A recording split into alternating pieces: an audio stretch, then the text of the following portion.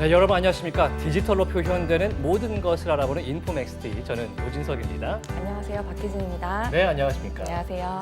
네, 얼마 전에 크립토 시장을 일시에 공포로 몰아넣었던 FTX 파산 사태, 그 이슈가 한동안은 잠잠하나 했는데요. 이 FTX 사태로 고객 자금 인출을 중단했던 코인 대부업체 블록파이가 파산 신청을 했습니다. 이 블록파이는 앞서서 테라루나 사태 때 위기를 또 겪었던 회사인데 그때는 FTX가 지원을 해서 살아났던 회사거든요. 이게 상당히 의미 있는 일이기 때문에 저희가 인포맥스데이 오늘 순서는 앞부분에 이 내용 점검해 보도록 하겠습니다. 11월 28일 월스트리트 기사로 알려진 내용인데요. 이 코인 대부업체 블록파이가 파산을 했다는 이야기입니다. 화면에 지금 띄워져 있는데 잠깐 보죠. 네. 그래서 블록파이 말씀해 주신 것처럼 지금 챕터 11 예. 파산 보호 신청을 뉴저지 법원에 제출을 했고요. 예. 우리가 FTX 사태 때 사실은 FTX 하나만의 이제 어떤 그런 파산의 문제가 아니라 예. 그것이 연쇄적으로 아주 다양한 업계에 여기저기에 영향을 미치게 될 것이다. 이런 우려들을 사실 표현했었습니다. 예. 그리고 그 우려에 대한 어떤 첫 번째 결과로서 지금 이제 블록파이라고 하는 코인 담보 대출 업체이죠. 예. 이 업체 이제 파산이 신청이 이번에 오늘 들어가게 됐고요. 다들 이제 우려하다시피 이후에도 계속해서 이제 연쇄적인 다른 일들이 일어나지 않을까 좀 업계가 굉장히 좀 촉각을 곤두세우고 있는 상황입니다. 네. 사실 블록바이는 FTX와 상당히 밀접한 관계가 됐던 회사로 알려졌죠. 네, 맞습니다. 네. 그래서 자금 인출도 중단되고 상당히 문제가 겪었는데 결국에는 이 회생 보호 신청을 하게 됐군요. 네. 그런데 이제 FTX나 이런 식으로 부실 거래소에 자금이라든지 담보를 맡긴 사례가 업계에 상당히 많을 것 같습니다.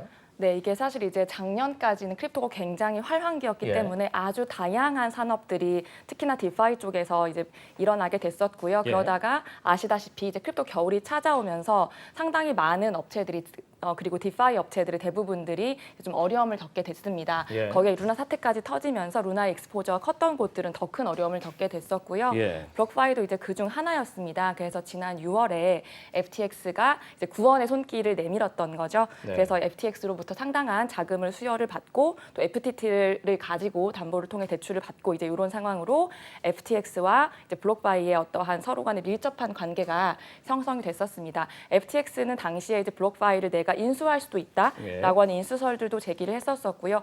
그렇게 상황이 좀 잠잠해지나 싶었었는데 우리가 모두 알다시피 FTX가 파산을 하게 되면서 블록파이도 이제 고객들의 자금 인출을 중단을 하게 되었고요. 결국은 2주 후인 오늘 또 파산 신청을 하게 이르렀습니다. 네, 이제 블록바이뿐만 아니라 이제 제네시스라는 것도 특히 우리나라 거래소와 또 관련돼 있는 것으로 알려지면서 네. 상당히 걱정도 되고 있는데 이제 한편으로는 블록파이 같은 이런 코인 대부업체, 대출 업체들은 사실 자금 조달이 현실적으로 어려운 코인 개발사라든지 네. 이 블록체인 개발사들한테 필요한 존재로 여겨지는 것도 사실 좀 있었거든요. 그런데 네. 이제 투자업계에서 상당히 좀 분위기 좋지 않겠습니다. 네, 이 블록파이 같은 경우에 지금 이제 채권자들만 10만 명 정도 예. 입박한다고 나오고 있고요.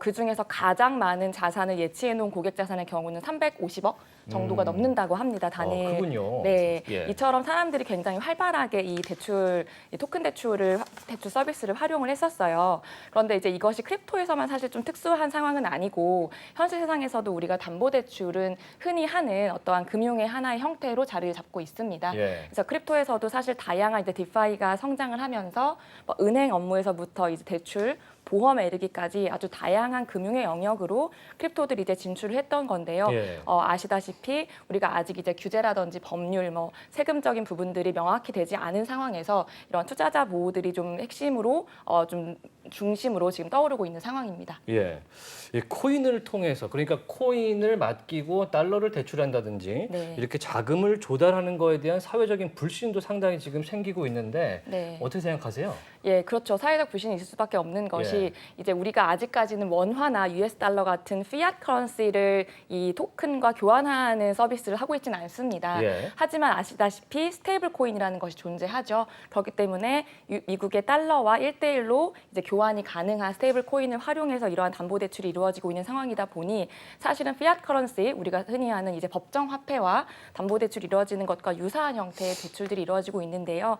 예를 들어 오늘도 우리가 이야기 나눠볼 세금 문제만 관련해서 봤을 때에도 예. 만약에 우리가 이제 거래소의 세금 제도가 이제 확립이 되게 되고 그 토큰을 보유하고 있는 보유자들이 우리가 이걸 팔아서 세금을 낸다라고 하는 돈이 상당히 부담스럽다고 느끼면 예. 사람들은 토큰을 팔지 않고 대신에 이를 담보로 잡힌 다음에 대출을 받아서 현금을 유동을 하겠죠. 그렇죠. 이제 그런 경우들 우리가 과연 이런 것들이 준비가 되어 있는가라고 했을 때는 사실 굉장히 미진한 부분이 많기 때문에 아주 다양한 형태의 리스크들이 좀 존재하고 있다고 볼 수 있을 것 네. 같습니다.